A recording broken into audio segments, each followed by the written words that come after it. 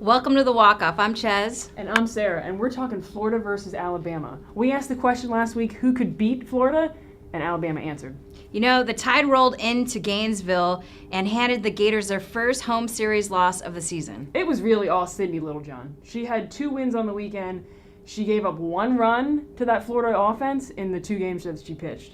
And what happened to the Gators offense, only scoring 3 runs the entire series? It fell all the way down to number 2 in the NCAA batting average ranking. Jet said, did you hear this foolishness? Yeah. We just making phone calls. Then step up to the plate. Now let's talk about UCLA and Oregon. What the hell happened to Oregon? See, what had happened at first was, see, at first I was at the game, but then a sniper came. Now the Bruins scored 16 runs in their first win, blasting 3 bombs in that first game. It also didn't help that Oregon had 3 errors in that game. Yikes. Oregon's still number 1 in the Pac-12, but they dropped a series that they had no business losing. No, should not be losing to UCLA. Kentucky was tied for the best record in the SEC, but Auburn made sure that they took care of that. You know, the Tigers swept Kentucky, run ruling them 9-0 in the first game. You know what, give the Wildcats some credit. They only lost to Auburn by 1 run in the second game, and they needed 9 innings to take care of them in the third game. It was close.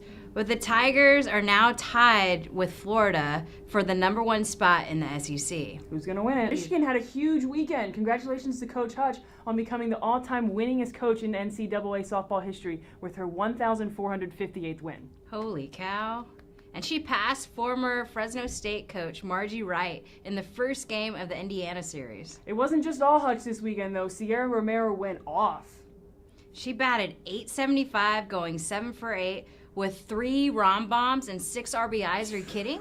Yeah. She moved into 7th all-time in the NCAA in RBIs and 12th all-time in home runs. Let's sprinkle some cheese. Yeah. And it wasn't just Sierra Romero handling business. It was Sierra Lawrence who posted her 64th career stolen base in the first inning to break the all-time Michigan program record. Speedster. And now it's time for FloSoftball's Flo No Play of the Week. Hey, get out right now. It's the end of you and me. It's too late now. I can't wait for you to be gone. 'Cause I know about her. And I wonder how I brought all the lies. You said that you would treat me right, but you was just a waste of time. What to watch for this week?